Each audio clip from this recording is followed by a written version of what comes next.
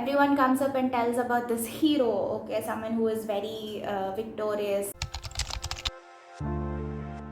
Let's get this straight. It's Carl Jung, not Carl Jung.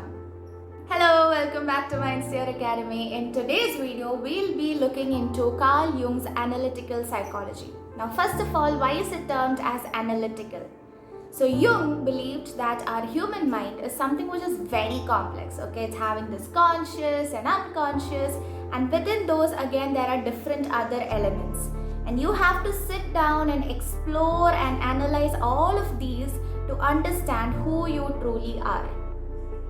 And this is where the key concept or the central concept of his theory comes up. That is individuation. Now what is individuation?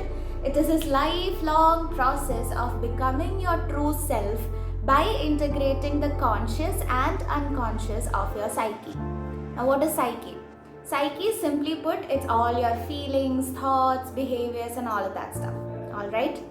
Now let's look into the actual psyche model by Carl Jung. So this is the model and it looks very complex, but I promise it's not. It's very easy and I promise I'll explain it in a very, very simple way. Okay. So as you can see, there are three layers: the conscious, personal unconscious and collective unconscious.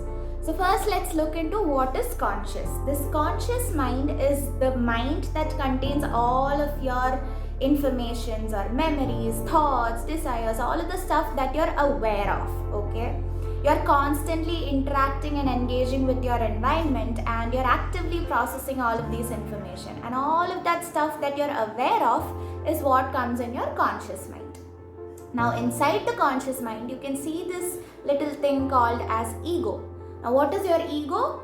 It's not this ego that we use in daily life. You know, you're like, that person is having too much of ego. That ego is not this ego, okay?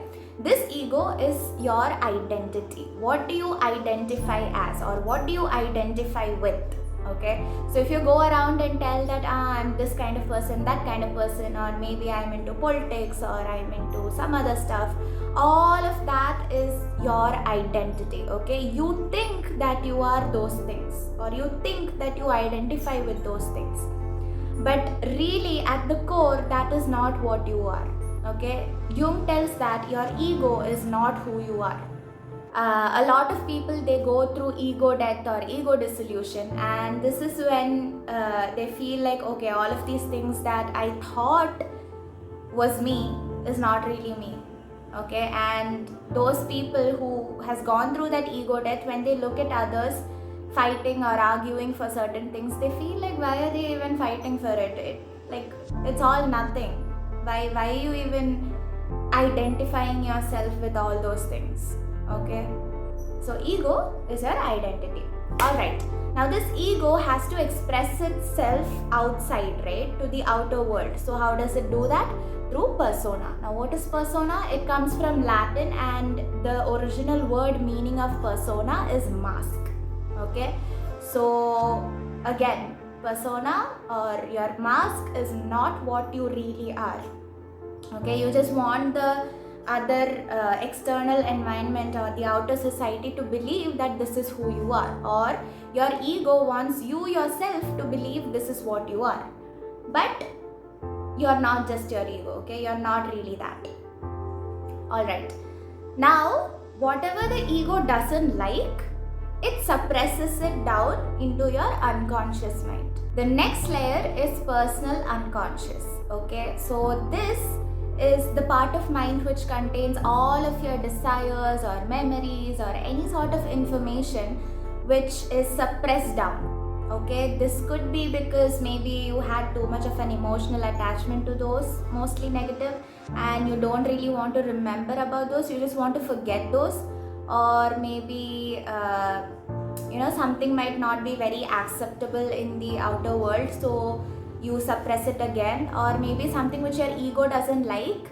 You know, your ego always wants to be seen as this big good thing, and if you tell yourself that okay, there are these other desires which are not so good or which doesn't really match with your ego, it suppresses it down. You know, it doesn't want to believe that it's having these weird or mostly bad or unacceptable behaviors or thoughts or desires. So all of that stuff will be suppressed down, and that is there in your personal unconscious. Now the third layer is your collective unconscious. So this is this huge treasure house of all the universal experiences or themes or symbols which are shared by different human beings across different cultures.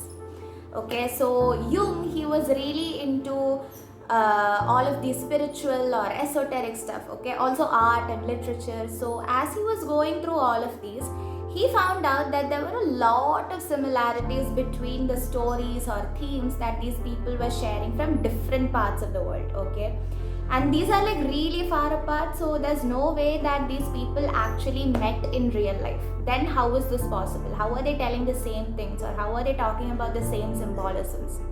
So this is where he came up with the concept of collective unconscious. So just like how there is this biological evolution, there's also this thing called a psychological imitation, alright? So from the first human being to the human beings who are there right now, okay, in between a lot of other human beings. So we all would have copied at least a tiny bit from our previous human beings or our ancestors, right? Maybe the way they used to think about certain things or the way they behaved, something at least a tiny bit we would have copied. So all of those things are still there in our psyche, okay? Just like how we have inherited certain things into our physical bodies, we have also inherited certain things in our psychological realm or our psyche, okay, from our ancestors, from the first human beings, okay? All of those is still there, and that is this collective unconscious, okay? So a lot of themes or symbolisms are there which is universal, okay, and that is the reason why all of these different people, they still say the same symbols or stories. Now this is where the concept of archetypes also come up. So archetype is simply a name that he has given to all of these universal themes or concepts or symbolisms. Now under archetypes there are a lot of different types, like the hero, okay. Everyone comes up and tells about this hero, okay, someone who is very victorious. Maybe he went on a very hard journey and finally he discovered himself, and he comes back with a lot of wisdom, or maybe he comes back victorious after fighting through a lot of things. That is hero. Now the wise old person, okay, this is someone who has so much of wisdom and they come and guide you in your life. Or maybe the trickster. This is another archetype which where the behavior of this person is very unpredictable and they're very mischievous and naughty. Okay, so a lot of archetypes are there. Is it getting too long? I'll split this video into 2 parts, so make sure to watch the second part too. Bye.